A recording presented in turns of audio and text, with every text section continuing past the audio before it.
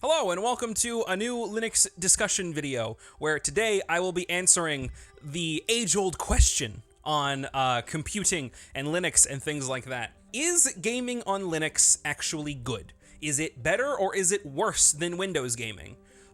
Can you even game on Linux? How is the experience for an average user? It depends. God, that's such a bad answer. But really, that's the truth, in that it depends a lot on the kinds of games you play, how you play them, where you play them, who you play them with, things like that.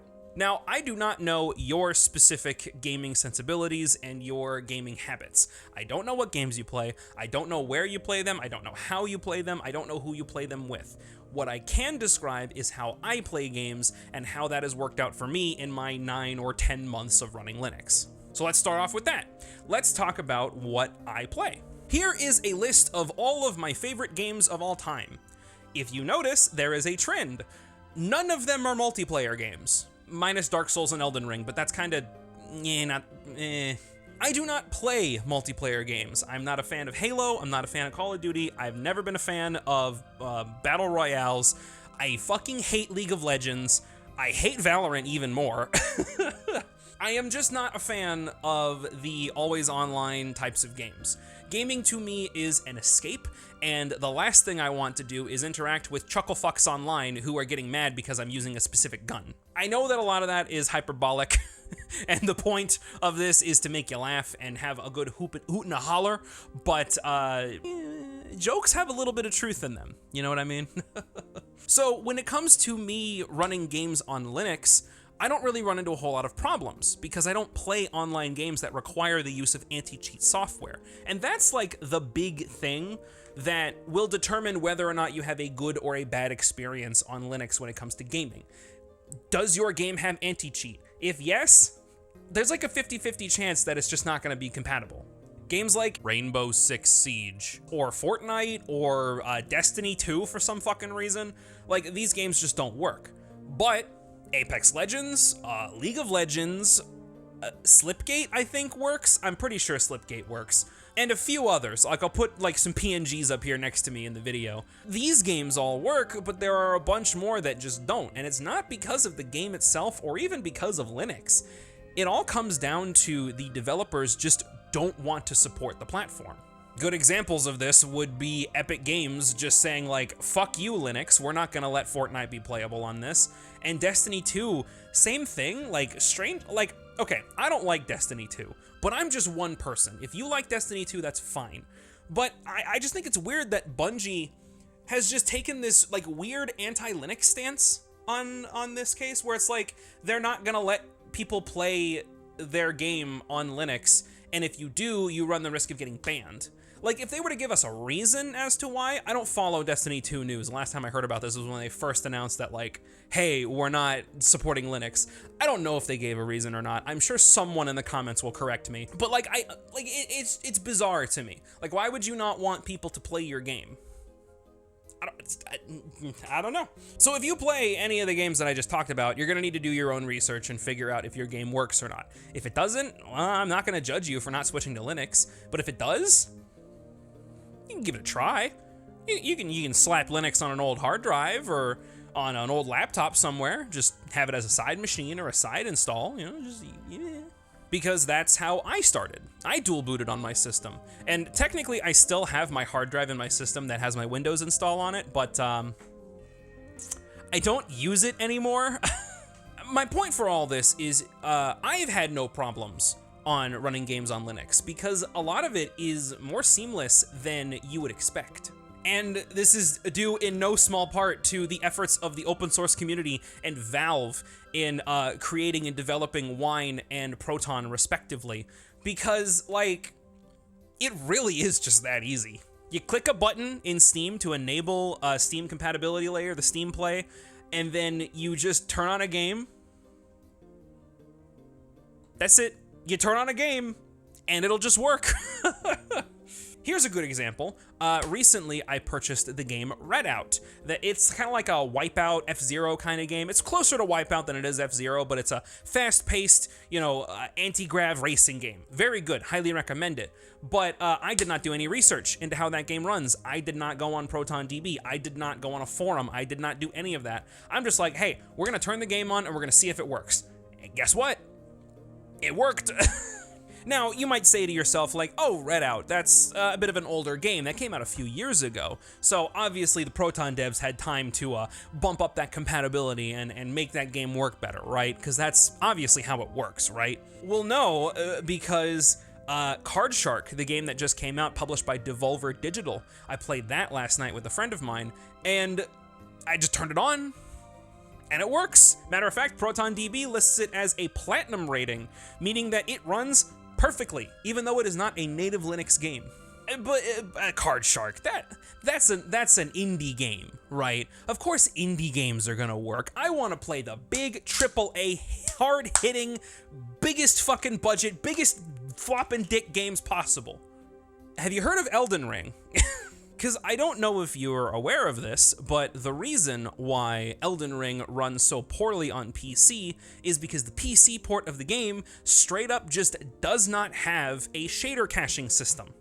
I mean, it might now. They might have patched it in the latest updates or whatever, but when it first came out, did not have a shader caching system at all. Now, you might be thinking to yourself, what the fuck is a shader caching system?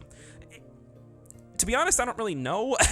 What I do know is that effectively every time you turned the camera and you loaded in new objects into the scene, into the game scene that you see, your computer had to do extra work to rebuild all of the shadows and the shading in that game from scratch because it has no way of storing that data for later. And that's why you get those hard slowdowns and those like massive stutter spikes and stuff like that on the PC version. None of that exists on the Linux version. Because on Proton, that stuff's just built in, so even if your game doesn't have a shader cache, Proton will just make it work. I could be getting a lot of that stuff wrong. I will admit, I'm not a very technical person, even though I daily drive Linux. So if I got that wrong, please correct me in the comments, and any corrections that I do get from this video will be in the pinned comments. You can easily see what I got right and what I got wrong. But again, I don't know how you play games. You could sit down and play Halo every Saturday night with your buds and have a blast. And if you do, that's great, and I'm very happy for you, and I'm glad you get enjoyment out of Halo Infinite, because I don't. You may decide that, hey, I want to just hate myself and everyone around me. I'm gonna fire up League of Legends. I can't say that. Fuck it, I'm keeping that in, I don't care. But if you play single-player games that don't really have any sort of online functionality, hey, those will just work. Even if you play games that do have online functionality, like Dark Souls or Elden Ring, those work too. I admit, I haven't played every game under the sun, so I can't confirm every single game to you directly. What I can do is, I can again tell you my experiences. And you wanna know what else I do a lot of the times when I'm gaming on PC? I play on fucking emulators. And emulators, let me tell you, emulators run flawlessly on Linux. With the exception of Project 64, for whatever reason, Project 64 is just not available on Linux. I don't understand the reasoning, but N64 emulation has kind of been this like spaghetti wasteland of like plugins and different codes and all this stuff just mashed together, and it somehow works. I should clarify that Mupen64 does work on Linux, so you still can emulate N64 games. It's just you're gonna have to run through a different emulator and a different core, and I guess that actually circles back around to the main point of this video. Linux is not better or worse than Windows. Windows is not better or worse than Linux. They are different entities entirely. So your approach to solving problems and getting programs to run on both systems is going to be different. Take, for example, all this bullshit right here. The fucking command line, and all of this bullshit that goes into the command line. What is it? Why do people care? For the scope of this video, I can't go over that. I'll do that in the next video, so get subscribed so you can watch me try to explain why people enjoy the command line so much. And why I actually enjoy it. Like, I've been running Linux for like 9-10 months. I probably already said this in this video, and I fucking hated the command line. Now, It's fine. I actually prefer it in some cases, so I've changed my approach to how I solve problems because I'm running a different setup. Like, this is how I've always put it. You can't solve a problem the same way on Windows the way you'd solve the problem on Mac, right? So why would you expect Linux to be exactly the same as Windows? Why would you expect Linux to be exactly the same as Mac? You can't. All three of them are very different. And if you have games or programs or software or whatever, and you can't switch to Linux because you rely on those bits of software, that's fine. Look, I'm not trying to convince you that Linux is better or worse than Windows, right? But I've noticed in browsing forums and watching people who've never used Linux before talk about Linux, like, there's a lot of misconceptions flying around about it. And that just kind of sucks, you know? Like, I also find it really weird how there are, like, some staunch Windows defenders on certain websites. And, I don't get it. But whatever, like, if you like Windows, then that's fine. If you like Linux, then that's fine. If you like Mac, that's fine. I don't care what you use. All I want you to do is just try it. If you got a spare SSD or a spare computer laying around, just throw Linux on that. Test it out. See what you think. Do you like it? Do you not like it? It doesn't matter. What matters is you tried it and you expanded your horizons a little bit. At the end of the day, Linux gaming works for me. I'm able to play my games, I'm able to play them at the max performance and max resolutions that I could get on a Windows PC. Honestly, sometimes a little bit better performance, beside the point. And that's all that matters, you know? I can run my emulators, I can run Dark Souls, I can run fucking God Hand. That's all I've ever cared about. So, whatever. At the end of whatever this video was, I want to thank you specifically for making it this far into the video. And if you enjoyed this video, then click subscribe, click like, comment, do all that stuff. Actually, you know what? I actually do want you to leave a comment because this is a discussion video after all. So let me know what you guys think about Linux gaming and whether or not it's there or not, or whether or not it's better or worse than Windows gaming. Again, this is a discussion video, so let's open the door for some discussion. I also want to stop and thank my patrons, which are, I'm looking at the camera right here, they're gonna be listed right here.